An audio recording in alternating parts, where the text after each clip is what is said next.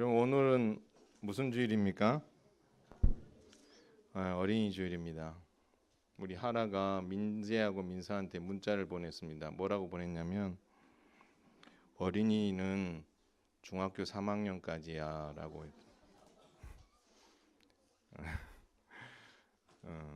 용돈 달라는 겁니다. 예. 하여튼 오늘 어린이 주일이고요. 또 오늘 오후에 또 한마음 체육대회도 있습니다. 비가 안 올 줄로 믿고요. 또 참여해 주셔서 정말 마음이 하나가 되고 또 사랑을 고백하는 그런 시간이 되었으면 좋겠습니다. 혹시 모르니까 조금 두터운 거 하나 좀 들고 가야 되지 않겠나 싶습니다. 여러분, 모세, 여호수아, 그리고 다윗, 예수님, 오늘 본문에 나와 있는 바울의 공통점을 찾으라면 여러 가지를 찾을 수 있지만 그 중에 한 가지를 꼽는다면 이 땅에 남겨진 이들을 위해 당부의 말을 했다라는 것입니다. 당부의 말. 여러분, 모세는 하나님의 신실한 종입니다. 맡겨진 사명에 참 충실했었던 인물인데요. 그가 남겨진 이스라엘에게 하고 싶은 말이 얼마나 많았는지 여러분, 신명기라는 그 책을 34장이나 되는 긴 내용을 담아서 정말 이 백성들에게 남기고 싶은 이야기를 써놨다라는 거죠. 크게는 모세오경이고 생애 마지막에 어떻게 해요? 신명기를 이렇게 남겨진 이스라엘에게 당부의 말을 이렇게 썼어요. 여호수아는 만나 세대에게 당부의 말을 했고 다윗은 솔로몬에게 당부의 말을 했고 예수님께서는 남겨진 교회에게 그레이트 커미션 지상명령을 길게 안 하셨습니다. 아주 심플하게 한 줄로 딱 명령해 주셨습니다. 여러분, 오늘 바울도요 3차에 걸친 전도여행을 마치고 이제 남겨진 이 교회들과 성도들에게 아주 인상 깊은 당부의 말을 하고 예루살렘으로 떠납니다. 그 당부의 메시지의 핵심은 한번 따라서 하겠습니다. 예수님께 받은 사명을 위해 생명을 내놓고 교회를 보살피라.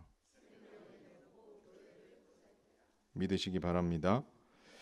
바울은 고린도에서 한 3개월 정도 머물렀습니다. 이 기간에 땅끝 복음 전파를 위해서 로마 교회에 함께 동역자가 되자고 로마서를 기록으로 남겼습니다. 그 기록을 마친 이후에 동역자들과 함께 이제 예루살렘으로 향하는 중에 밀레도라는 곳에 도착하게 됩니다. 여러분, 밀레도에 도착했지만 바울의 마음 한편에는 무슨 마음이 있냐면 어떻게 해서든지 빨리 뭐 하고 싶은 거예요? 예루살렘에 가고 싶은 마음이 그 마음 안에 더 간절했어요. 그 말 뒤편에는 어디 더 빨리 가고 싶다는 말이 있는 거예요. 땅 끝에 빨리 가고 싶다. 그 마음이 자리 잡고 있는 거죠. 그러나 일단 밀레도에 도착했을 때에 바울은 사람을 보내서 에베소 교회에 있는 장로님들을 청합니다. 그리고 나서 그 장로님들에게 바로 남겨진 교회를 위해서 하고 싶은 그 당부의 말을 크게 세 가지를 합니다. 그 첫 번째 당부의 메시지는 뭐냐면 예수님께 받은 사명을 생명을 내놓는 심정으로 감당하라라고 말합니다. 대충이 아니라 주판을 튕겨보면서 이거 하고 저거 하고 이거 하면 좋을까 저거 하면 좋을까를 계산해보고가 아니라 뭘 다 하라고요? 생명을 다해서 섬겨라. 그렇게 말하고 있습니다. 여러분, 바울은 1, 2, 3차 전도여행을 해오는 동안에 아주 특별한 마음으로 사명을 감당했습니다. 그것을 19절에서 21절에 표현해놨는데요. 첫 번째는요. 겸손과 눈물로 그 사명을 감당했다라고 이야기합니다. 그럼 내세울 게 많습니다. 자랑할 게 많습니다. 그러나 그것을 다 내려놓고 겸손과 그들을 위해서 눈물을 흘리는 심정으로 사역했다라고 말합니다. 또 어떤 마음이었습니까? 그의 사역 앞에는 유대인들의 방해가 참 많았습니다. 관계가 많았습니다. 그러나 그곳에 일어나야 주어지는 시험과 어려움을 인내하면서 주를 섬겼다라고 말합니다. 그것이 꺾이지 않고 끝까지 인내하면서 사명 감당했다. 또 유익하다면, 아니 복음이 유익하죠. 그 복음이 유익하기 때문에 언제 어디서나 누구든지 유대인이나 헬라인이나 누구를 막론하고 자신은 복음을 전하며 가르쳤다라고 자신이 1, 2, 3차 전도여행을 통해서 어떤 마음으로 그 사역을 했는지를 소개했습니다. 여러분, 이 이야기를 했다라는 것은 에베소 장로들도 그 이야기에 동의했다라는 것을 알 수가 있고, 또 그 마음을 가지고 지금 나는 어떤 계획을 세우고 있느냐? 지금 방금 그 마음을 가지고 성령에 매여서 지금 예루살렘에 빨리 가고 싶은 게 내 마음이다. 바울은 그렇게 이야기합니다. 물론 그 예루살렘에 가면 무슨 일이 일어날지 알지 못합니다. 그러나 예상은 해볼 수 있습니다. 거기에는 이제까지 바울을 방해해왔었던 유대인들이 있을 것이고 그들로 인하여서 많은 어려움이 있을 것을 예상은 해볼 수 있습니다. 더 나아가서 각 성을 돌아다닐 때마다 하나님께서 기도를 통하여 기도하는 사람들을 통하여서 바울이 앞으로 어떤 일을 하게 될지 충분히 많이 증언해 주었어요. 그 말들을 다 종합해 보면 예루살렘에 가면 결박을 당하고 환란이 있을 것이고, 그리고 그 모든 것들이 내 앞에 놓여 있기 때문에 이 예루살렘 여행이 결코 만만치 않을 것이다라는 이야기를 바울은 이미 알고 있습니다. 여러분, 내가 거기에 갔을 때에 어떤 일이 일어날지를 알고 가는 것과 모르고 가는 것, 물론 모르고 가는 것도 두렵지만 그것이 기쁜 일로 간다고 했을 때는 아는 것이 행복하지만 그것이 고통과 어려움이 앞에 있다라는 것을 알고 간다는 것은 차라리 모르고 가는 것보다 더 힘든 일일 수 있다라는 거죠. 그럼에도 불구하고 바울은 정말 특별했습니다. 그 예루살렘에 가는데 어떤 마음으로 가느냐? 여러분 24절을 한번 읽어볼까요? 한 목소리로 시작. 내가 달려갈 길과 주 예수께 받은 사명 곧 하나님의 은혜의 복음을 증언하는 일을 마치려 하면은 나의 생명조차 조금도 귀한 것으로 여기지 아니하노라. 어떻게 한다고요? 나의 생명조차 조금도 귀한 것으로 여기지 않는다. 여러분, 복음과 교회를 위해 생명을 내놓겠다라는 것입니다. 아니요, 이미 그는 생명을 내놓았습니다. 주님을 처음 다메섹 도상에서 만난 이후 그는 1, 2, 3차 전도여행을 해오는 동안에 그 어떤 한순간도 생명을 내놓지 않은 적이 없습니다. 생명을 내놓고 사역을 했고 지금도 예루살렘에 가는데 그 마음 가지고 간다라고 말하고 있습니다. 여러분, 그것을 로마서 14장 8절은 이렇게 고백합니다. 한번 따라서 해보겠습니다. 우리가 살아도 주를 위하여 살고 죽어도 주를 위하여 죽나니 그러므로 사나 죽으나 우리가 주의 것이로다. 아멘. 여러분, 이미 바울은 이 마음을 가지고 있었고 또 앞으로 땅끝 복음을 전하러 가는 데에도 내가 죽어도 주를 위하여 죽고 살아도 주를 위하여 살겠다는 이 마음가짐을 정말 가지고 있었는데 지금 예루살렘에 가는데도 동일한 마음이다라는 것을 24절로 이렇게 표현하고 있다라는 것입니다. 사랑하는 성도 여러분, 저와 여러분이 하나님의 교회를 섬김에 있어 이런 마음으로 섬길 수 있게 되기를 주님의 이름으로 축원을 드립니다. 더 나아가서 바울은 두 번째 이런 당부를 합니다. 직분자로서 예수님의 피값으로 사신 양떼인 교회를 잘 보살피라는 것입니다. 무엇을 잘 보살피라고요? 주님의 양떼들을 잘 보살펴라. 바울은 에베소 장로들에게 예수님의 양떼인 이 교회를 맡깁니다. 여러분 28절을 한번 더 읽겠습니다. 시작. 여러분은 자기를 위하여 또는 온 양떼를 위하여 삼가라. 성령이 그들 가운데 여러분을 감독자로 삼고 하나님이 자기 피로 사신 교회를 보살피게 하셨느니라. 아멘. 바울은요, 이렇게 간절하게 예수님의 피값으로 사신 양떼들인 교회와 성도를 주의 깊게 잘 살펴라, 그렇게 말하고 있다라는 것입니다. 그 이유는요, 바울이 떠난 이후에 찾아올 교회의 위기 때문입니다. 29절 30절 보면 그 위기가 무엇인지 잘 나옵니다. 내가 떠난 후에 사나운 이리가 여러분에게 들어와서 그 양떼를 아끼지 아니하며 또한 여러분 중에서도 제자들을 끌어 자기를 따르게 하고 어그러진 말을 하는 사람들이 일어날 줄을 내가 아노라. 바울은 이미 예견하고 있습니다. 자신이 떠나고 나면 그 큰 빈자리에 이단과 사단의 세력들이 침투해 들어올 것이다. 그래서 예수님의 양떼들인 이 교회를 어그러진 말이란 말이 뭐죠? 이단의 가르침, 술수 이런 것들로 그들을 유혹하여 사탄을 따르게 만들려는 의도로 교회에 침투해 올 것이다라고 말하고 있습니다. 그래서 에베소 교회 장로들은 이 사탄과 이단의 공격으로부터 바로 교회와 성도들을 보호해야 될 책임과 사명이 있다라고 바울은 그들에게 말해 주고 있는 것입니다. 마찬가지입니다.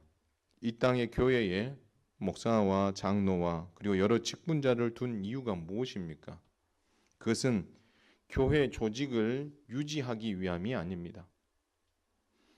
바로 교회와 성도가 붙들어야 될 진리, 예수님과 십자가 복음, 더 나아가서 성경 66권의 가르침을 어떻게 해서든지 지키게 하기 위해서 바로 목사와 장로와 직분자들을 두었다라는 것입니다. 바로 이 진리를 사수하여 성도들이 믿음 안에서 굳게 서도록 하는 일, 그 일을 위해서 직분자를 주셨다라는 것입니다. 그렇기 때문에 바울은 오늘 이 두 번째 당부를 통하여서 앞으로 교회에 닥칠 위기 앞에서 이 직분자들이 해야 될 것이 이 양떼들인 교회와 성도들을 어떤 일이 있더라도 잘 보호하는 것. 이단들의 그 공격 앞에서 그들의 가르침을 배격하고 무엇이 잘못됐는지를 어떻게 해요? 충분히 헤아려서 그들이 진리 안에 서 있을 수 있도록 하는 그 일들을 정말 잘 감당하기를 바울은 에베소 교회 장로들에게 요청한 겁니다. 질문해 보겠습니다. 그렇다면 이 에베소 장로님들은 이걸 잘했을까요? 잘했을까요? 잘했다고 생각하시는 분, 못했다고 생각하시는 분 계시죠? 잘했습니다. 여러분, 요한계시록에 보면 에베소 교회에 대해서 칭찬합니다. 그들은 책망도 받습니다. 책망 내용은 첫사랑을 잃어버렸다는 거예요. 첫사랑을 잃어버렸다는 말 앞에 들여다보면 그들이 이 바울이 이야기했었던 말을 어떻게 지켰는지가 잘 나옵니다. 교회 안에 들어온 이단들을 어떻게 해요? 말씀으로 분별해서 그렇지 않은 자들을 어떻게 해요? 차단하고 쫓아내고 그들이 말씀 안에서 굳게 서도록 하는 일들을 잘 했다고 이야기합니다. 너무 잘해가지고 그러니까 쉽게 말하면 너무 교리적으로 막 이렇게 탄탄하다 보니까 이 한쪽 편을 치우친 거죠. 그러다 보니 첫사랑을 잃어버린 거예요. 이단은 이 교회 공동체 안에 들어온 교회들을 보면 에베소 교회가 가진 증상을 그대로 가지고 있습니다. 진리 안에서는 바르게 서려고 굳건하게 서 있는데 또 한편에 어떻게 해요? 저 사람이 이단은 아닌가? 그러면서 하나님께서 그리스도를 통해서 주신 사랑으로 그들을 이해하고 품는 마음들이 점점 어떻게 해요? 사라져서 너무 이성적이고 너무 딱딱한 그런 모습들을 가지고 있는 거죠. 그래서 이 에베소 교회를 예수님께서 책망하셨어요. 잘한 것도 있는데 그 잘한 것이 결국 바울이 에베소 장로들에게 요구했던 이 가르침, 진리와 예수님과 십자가 복음, 성경 66권의 이 가르침, 이것을 어떻게 하라고요? 끝까지 잘 지켜서 성도들을 굳게 세워라. 이것을 너무너무 잘한 거예요. 우리 교회가 이 일에 더 힘을 써 정말 진리 위에 온 성도들이 서 있으므로 어떤 세상의 가르침이나 이단의 교훈이나 여기에 우리가 현혹되지 않고 진리로 그것을 대적해 물리치고 믿음 안에서 굳게 서갈 수 있는 일들이 일어나기를 주님의 이름으로 축원을 드립니다. 그래서 우리 모든 직분자들은 죄송하지만 좀 이런 부분들 가르치고 또 진리를 어떻게요? 정확하게 내 것으로 소화하고 그래서 어떠한 경우에도 이 부분을 이야기해 줄 수 있는 말할 수 있고 고백할 수 있는 그런 부분들을 갖춰 가야 되는 거예요. 그래서 우리 장로님들 같은 경우는요.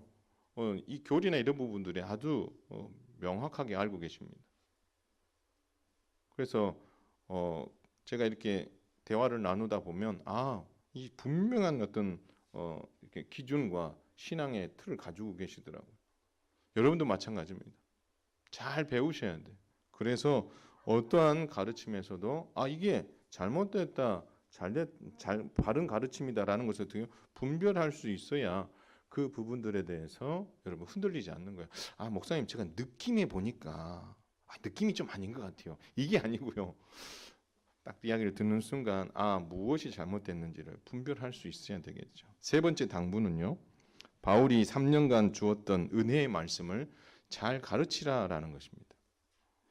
31절, 32절 한번 읽어볼까요? 시작. 그러므로 여러분이 일깨어 내가 3년이나 밤낮 쉬지 않고 눈물로 각 사람을 훈계하던 것을 기억하라. 지금 내가 여러분을 주와 및 그 은혜의 말씀에 부탁하노니 그 말씀이 여러분을 능히 든든히 세우사 거룩하게 하심을 입은 모든 자 가운데 기업이 있게 하시리라. 아멘. 바울이 이 교회가 든든하게 서가고 이단의 가르침으로부터 교회를 보호하고 성도를 보호하는 그 방편으로 한 가지를 제시한 거죠. 그게 무엇입니까? 다름이 아니라 그 해법은 내가 지난 3년 동안 에베소에서 했던 거. 내가 3년 동안 고린도 교회의 그 문제를 풀기 위해서 얼마나 몸부림쳐 왔는지 그리고 에베소 교회 너희를 향해서 얼마나 말씀을 내가 밤낮 쉬지 않고 눈물로 가르쳤는지 너희들이 잘 알 건데 너희들이 해야 될 일은 다름이 아니라 이 성경을 잘 가르치는 것이다 라고 말합니다. 요즘으로 말하면 성경 한 권이면 충분한데 그것을 너희 교회 성도들에게 잘 가르쳐서 절대 흔들리지 않는 믿음으로 세워가는 것, 그것이 내가 할 일이다 그렇게 말하고 있다라는 것입니다.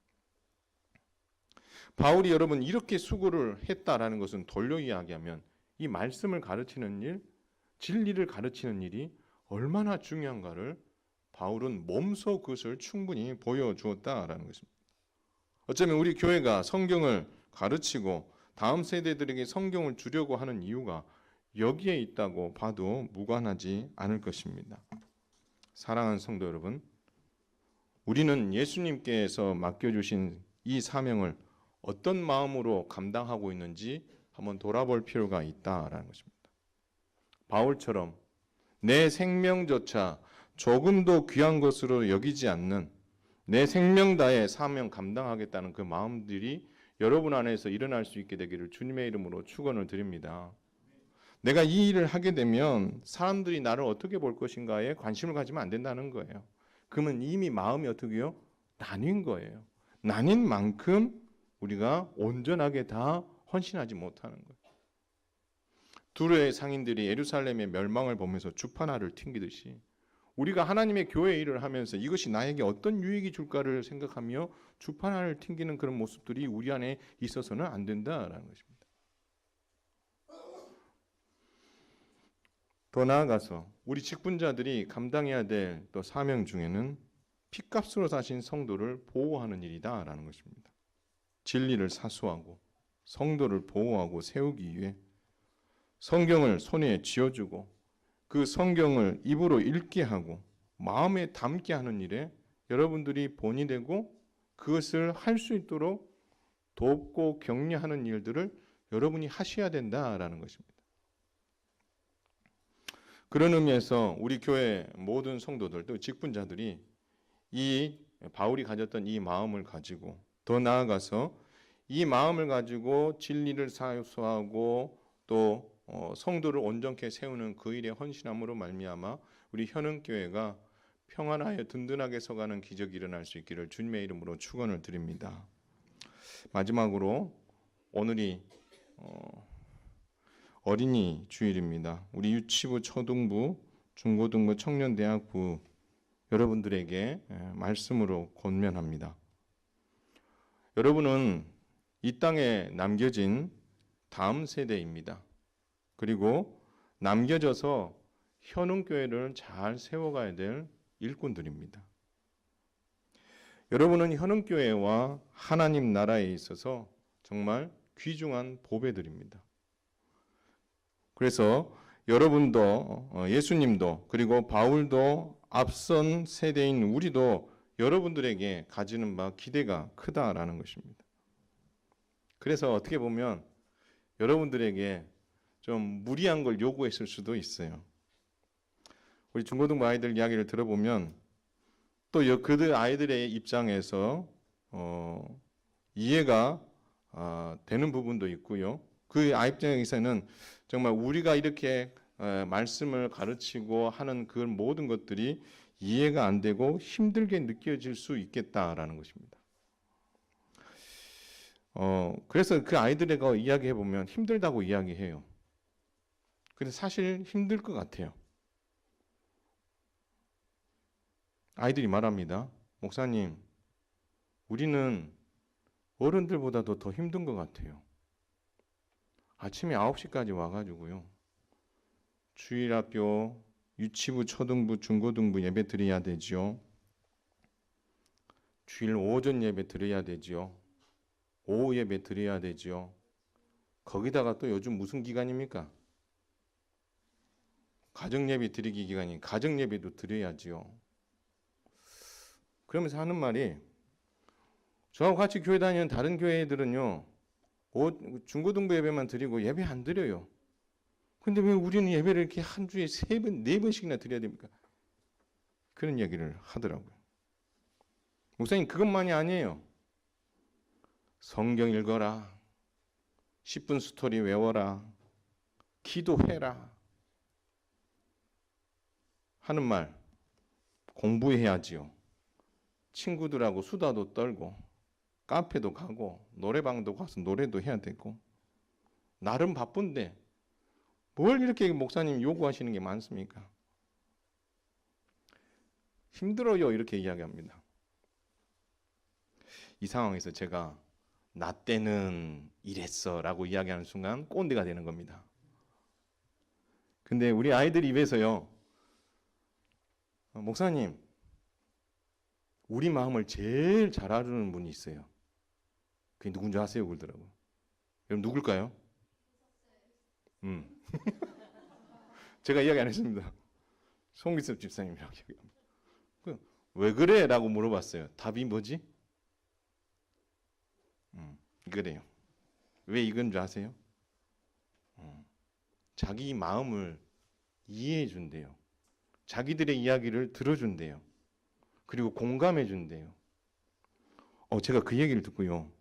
쥐구멍이라도 있으면 들어가고 싶었습니다. 송 집사님이 목사는 안 됐으면 좋겠습니다. 그러나 좋은 장로가 돼서 정말 교회를 잘 세웠으면 좋겠다라는 게 제 바람인데 송 집사님하고 우리하고 뭐가 다를까요? 뭐가 다를까요? 예, 공감한다라는 것이 다르다는 거예요. 여러분 부모님들은요, 뭘 제일 잘해요? 정답을 제일 잘 이야기합니다. 정답, 그렇죠? 아이들은 제가 그 얘기를 합니다. 우리 집에도 있지만 이야기를 하면 아빠 저는요 지금 정답을 듣고 싶지 않아요. 제 마음을 공감해 주세요. 저도 참 안 되더라고요. 이 공감을 해야 되는데 이 공감이 안 되는 거예요. 정답만 말하는 우리 부모님들, 정답만 말하는 목사님, 집사님들 공감해 주는 송 집사하고 좀 다르더라고요. 그래서 제가 반성을 많이 했습니다. 반성. 그래서 여러분 마음에 더 많이 공감하지 못한 것에 대해서 제가 미안하게 생각합니다. 더 예를 한번 써보겠습니다. 네, 웃어주세요. 근데 여러분 여기서 부모님들이 이런 말 하면 안 돼요. 야, 너희들이 다 잘 되라고 하는 얘기지. 여러분 그거 이야기하는 순간 꽝입니다. 완전히 소통이고 뭐고 공감이고 뭐 다 날아가는 거. 그 얘기 절대 하면 안 됩니다. 이런 이야기 하는 순간 꼰대가 되고요. 이런 이야기 하는 순간 아이들하고 단절이 되는 거예요. 우리 부모님들, 어른들이 아주 잘 쓰는 멘트입니다. 이런 말들로 우리 여러분들에게, 우리 아이들에게 목사인 저부터 부담을 줬다면 정말 미안하게 생각하고요. 우리 부모님들도, 목사인 저도, 우리 직분자들도 노력해야 될 것 같아요. 여러분들이 여러분의 자녀를 가르치고 양육하던 시기와 지금 아이들은 완전히 다릅니다. 여러분은 감히 상상할 수 없어요. 그런 아이들을 향해서 우리가 옛날에 이렇게 했다라는 거 이야기하면서 그 아이들과 담을 쌓는 것보다 그 아이들이 우리 교회에게, 성도들에게 무엇을 요구하지? 한번 귀를 기울여보고 속이 부글부글 끓을 때도 있을 거예요. 돌아서서 어이구 이런 마음이 들 때도 있을 거예요. 그러나 그 아이들, 그 세대의 아이들이 지금 왜 그런가에 대해서 한번 귀를 기울여보고 공감해보고 그들의 필요를 뭐 죽는 일 아니면 해보게 만들면서 그 아이들이 느끼는 감정, 그때에 내가 느끼는 감정, 그런 것들을 경험해 가면서 우리 아이들하고 조금씩 더 가까워지며 공감하는 일들이 필요하지 않겠습니까? 그래서 이 공감이 되면 그 다음에 우리가 성경을 읽어라, 뭐 해라 하지 않아도 할 수 있는 마음이 생기는 거예요. 그래서 제가 뭐 하라고 하면 안 하는데요. 송집사가 뭐 하라면 해요. 그거 신기해요.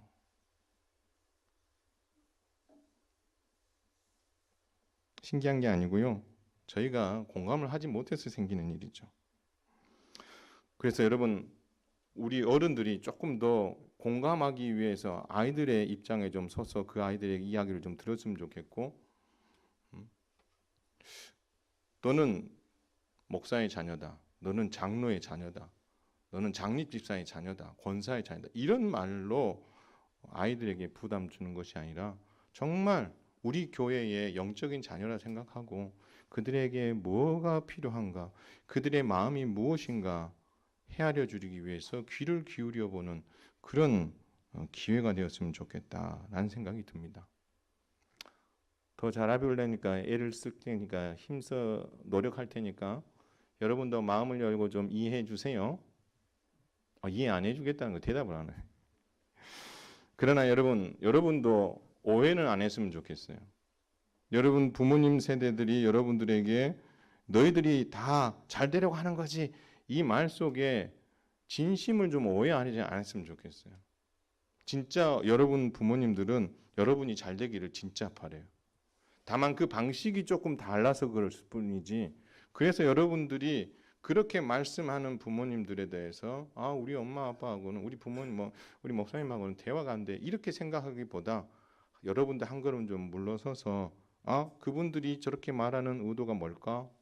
그걸 한번 생각해 본다면 그 공감하면서 여러분과의 관계도 좋아져야 되겠지만 그런 어떤 마음들이 오해되지 않는다면 정말 서로가 행복한 신앙생활을 할 수 있지 않겠는가. 목사인 저를 보면서 또 성경 얘기하시려는 값이 봐갖고 피해 도망가는 게 아니라 저 역시 어떻게요?